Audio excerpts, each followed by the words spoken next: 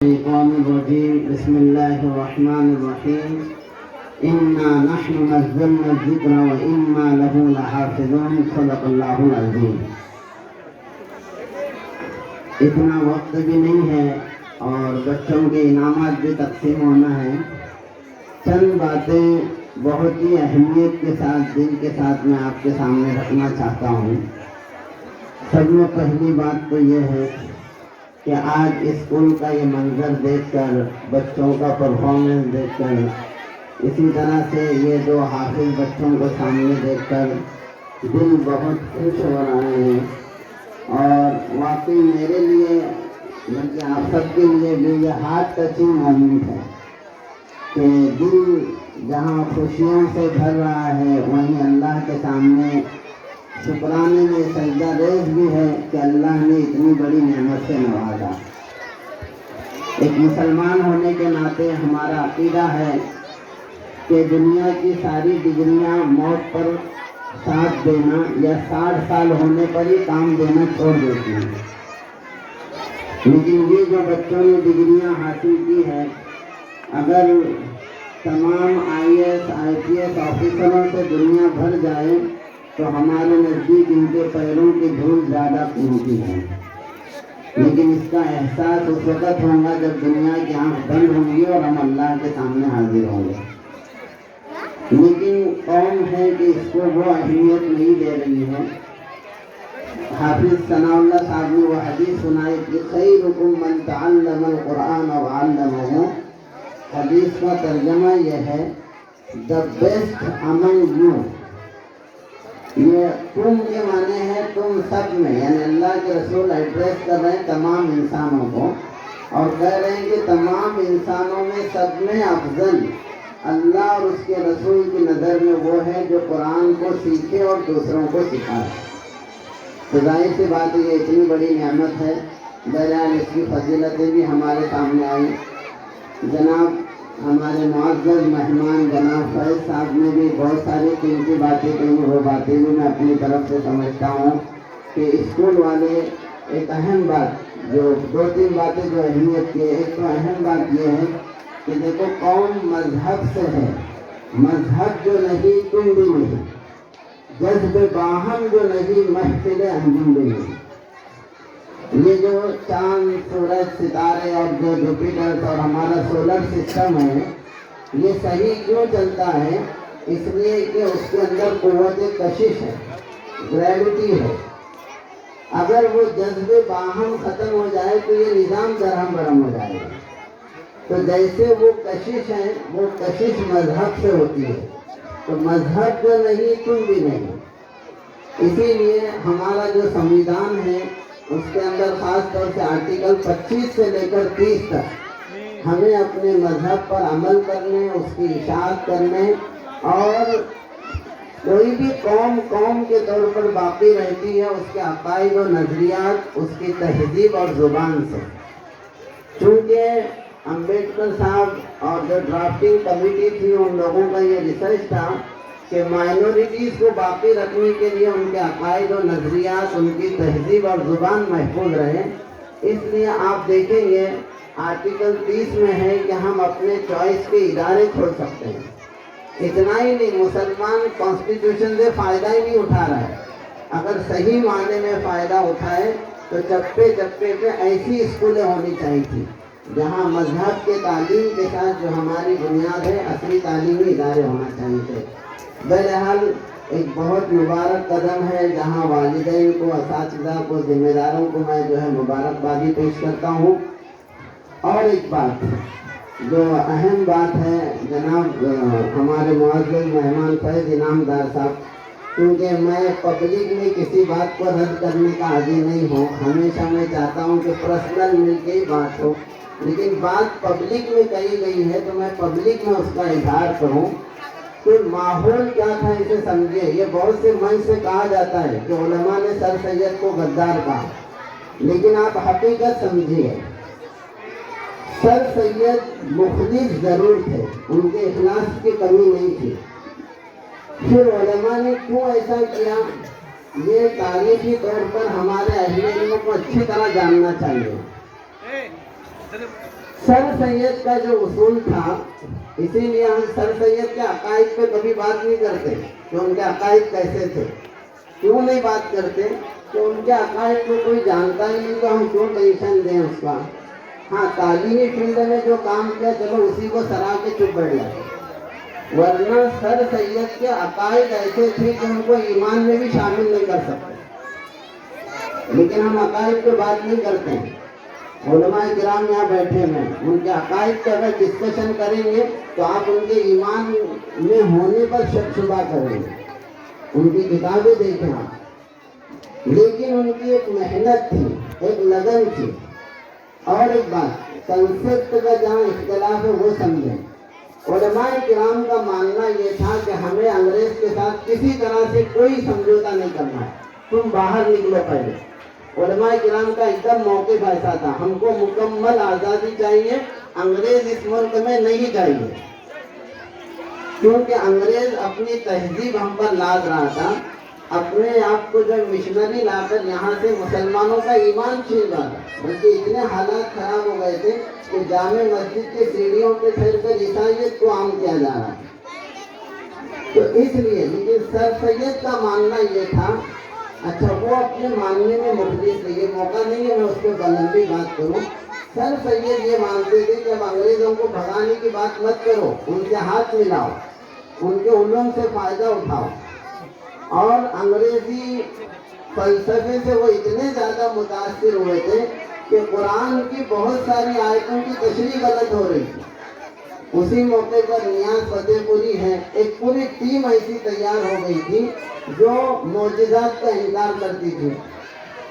اب وقت نہیں ہے کہ میں اس پہ تفصیلی بات کروں، یہ بہت گہری بات ہے. اتنا کہہ دینا، علماء تعلیم کے خلاف نہیں ہیں، ہم سے زیادہ تعلیم پہ کون بات کرے گا. پہلی آیت جو قرآن کریم کی نازل ہوئی ہے وہ ہے اقرا، پڑھو. ہم تعلیم کے خلاف نہیں ہیں، علماء سن لے اور عوام بھی اچھی طرح سے سن لے.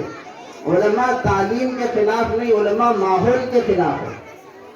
تم ماحول بے حیا کر کے دیے. آج کون سی یونیورسٹی، آپ میرے ساتھ چلو، ہر یونیورسٹی بے حیائی کے اڈے بنتے جا رہے ہیں.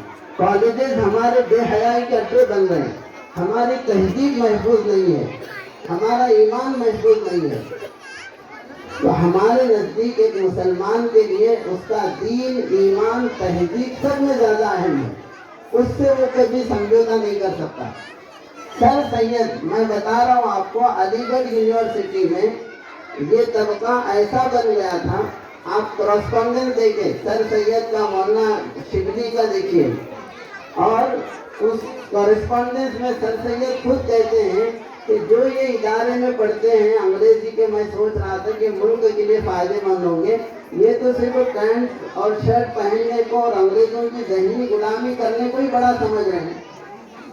میں آپ کو ان کے کرسپونڈنس دے سکتا ہوں سر سید کے. ہاں محنت بہت ہوئی ہے، اخلاص کی کمی نہیں تھی، لیکن اصول تھے. اس لیے شیخ الہند مولانا محمود الحسن جو جمعیت کے پہلے صدر ہیں، وہ علی گڑھ گئے اور علی گڑھ جا کے تقریر کی کہ تم کس دشا میں جا رہے ہو، تم انگریزوں کے پیچھے غلام بنتے جا رہے ہو. تو اس تقریر کے نتیجے میں مولانا محمد علی جوہر کھڑے ہوئے اور وہیں انہوں نے علی گڑھ کے مقابلے میں دوسری یونیورسٹی بنائی جسے جامعہ ملیہ کہتے ہیں. اور مولانا ابوالکلام آزاد نے اصرار کر کے علی گڑھ سے وہ یونیورسٹی دلی لے آئی. آج جامعہ ملیہ جو یونیورسٹی ہے یہ علماء نے قائم کی ہے. اور ایک بات بتاؤں، مولانا لوگوں کو آج جو ہے نا عصری ادارے سمجھ رہے ہیں کہ مولانا لوگ کیا سمجھتے ہیں، مولانا کا فیلڈ الگ ہے. نہیں، تمہارا جو تعلیمی نظام ہے یہ مولانا ابوالکلام آزاد کا دیا ہوا ہے. سب میں پہلے ایجوکیشن منسٹر مولانا ابوالکلام آزاد رہے. مولانا ابوالکلام آزاد کسی کالج کے نہیں پڑھے ہوئے ہیں، کسی یونیورسٹی کے نہیں پڑھے ہیں، وہ مدرسے کے پڑھے ہوئے ہیں. UGC یونیورسٹی گرانٹ کمیشن کی بنیاد مولانا ابوالکلام آزاد نے رکھی. انڈین انسٹیٹیوٹ آف ٹیکنالوجی، اس کی بنیاد مولانا ابوالکلام آزاد کی ہے. ان کا جو کنسیپٹ تھا ہر بچے کو تعلیم کا، تو یہ نظام مولانا لوگ دیے. اور آج مولانا کچھ بولتے تم کو کیا تعلیم سمجھتی؟ یہ عوام، ہماری عوام ہے، سمجھ گئے کہ جن ہاتھوں سے اسے وہ تحفے ملے وہ ہاتھیں ہی بھول گئے. تو علماء کرام تعلیم کے خلاف نہیں ہیں، نہ انگریزی تعلیم کے خلاف ہے، ہم خود چاہتے ہیں، لیکن ماحول دیجیے بچوں کو، ان کی تربیت کیجیے، ان کی ایمانی تربیت کیجیے۔ سر سید کے تحت جو علی گڑھ بنا تھا، وہ علی گڑھ سے ارتداد پھیل رہا تھا، لادینیت پھیل رہی تھی، لامذہبیت پھیل رہی تھی۔ اسی لیے اس زمانے میں ایک بہت بڑا شاعر گزرا ہے، اکبر الہ آبادی، آپ اسے پڑھیں۔ اکبر الہ آبادی نے سر سید کے بارے میں کہا تھا کہ دیکھو آج یہ تعلیم کے ذریعے سے بچے بے حیا ہو رہے ہیں، بچے بد اخلاق ہو رہے ہیں، بد تہذیب ہو رہے ہیں، اور بد تہذیب ہو کر یہ اپنے دین کو بھول رہے ہیں۔ تو اس وقت اکبر الہ آبادی نے کہا تھا، یوں قتل کے بچوں سے وہ بدنام نہ ہوتا، افسوس کہ فرعون کو کالج کی نہ سوچی۔ کہ فرعون کو حضرت موسیٰ کے لیے اتنے بچوں کو قتل کرنے کی ضرورت نہیں پڑتی، اگر کالج کھول دیتا تو ایسے ہی سب برباد ہوتے، کوئی نبی بننے کے لائق ہی نہیں رہتا، اس کی آنکھیں پاکیزہ ہی نہیں رہتی۔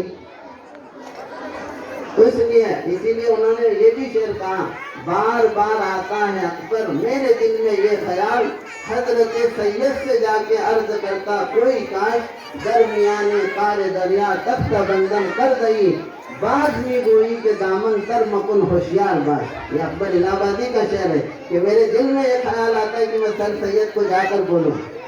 یہ مخلوق تعلیم جس سے بے حیائی کا حیا کا جنازہ نکل گیا، یہ سب کہاں سے آیا؟ یہ ہمارا نظام نہیں ہے۔ اسی لیے ہندوستان میں مسلمانوں کا نظام تعلیم و تربیت پہ آپ غور کرو۔ انگریزوں کے آنے سے پہلے ہمارا نظام تعلیم کیسا تھا؟ یہ کمرشلائز نہیں تھا، پیسوں کے سسٹم پہ نہیں تھا۔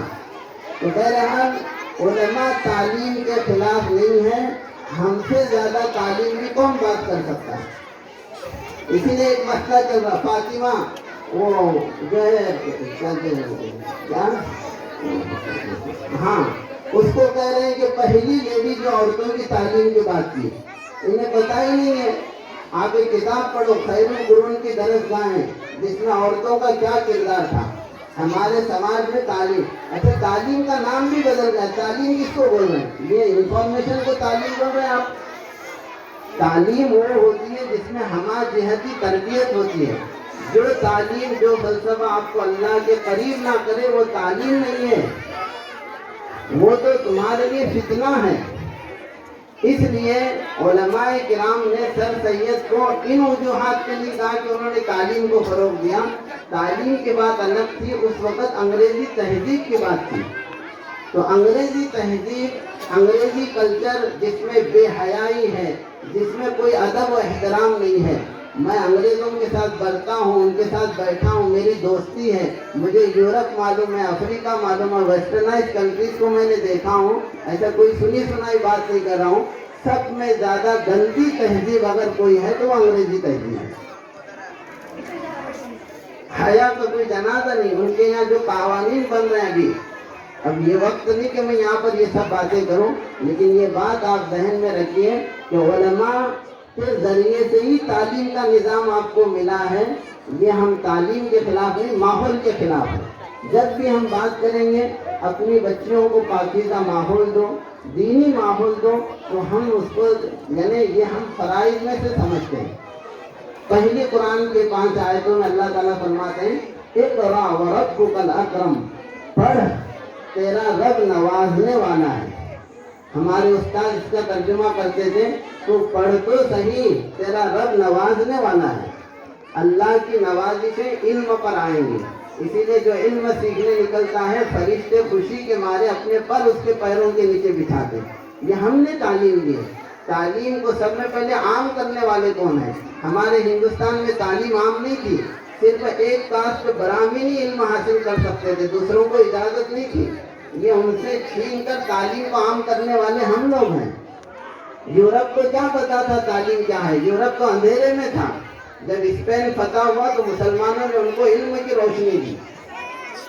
یہ ہمارا کردار ہے، ہم نے دنیا کو علم دیا، اور علم ہی نہیں، علم کو اخلاقیات سے جوڑا، تربیت سے جوڑا۔ صرف علم دے کر آزاد نہیں کیا۔ اگر صرف علم آتا ہے آدمی کے پاس تو ایکسپلائٹیشن ہوتا ہے، ناجائز استعمال ہوتا ہے، انسانوں کی ہمدردی نہیں ہوتی ہے۔ آپ دیکھیے کیا انسانوں کا قتل عام ہو رہا ہے، یہ علم کی وجہ سے۔ اس کے ساتھ اخلاقیات ہے، ذہنی تربیت ہے، نفسیاتی تربیت ہے، عقلی تربیت ہے، اجتماعی تربیت ہے، معاشرتی تربیت ہے، ساری تربیتوں کا مجمع علم بنتا ہے۔ تو بہرحال یہ ہمارے دین سیکھنا، یہ علم سیکھنا، یہ دین کا حصہ ہے۔ علماء تعلیم کے خلاف نہیں ہے، علماء جو ہے صرف ماحول کے خلاف ہے۔ آپ ماحول پاکیزہ دیجیے، ہم سے زیادہ بھی کوئی اور سپورٹ کرنے والا آپ کو نہیں ملے گا۔ یہ ایک وضاحت ضروری تھی۔ بہرحال پھر آخر میں سارے مینجمنٹ کو، اساتذہ کو، والدین کو مبارکبادی دیتے ہوئے میں اپنی بات ختم کرتا ہوں۔ جزاکم اللہ۔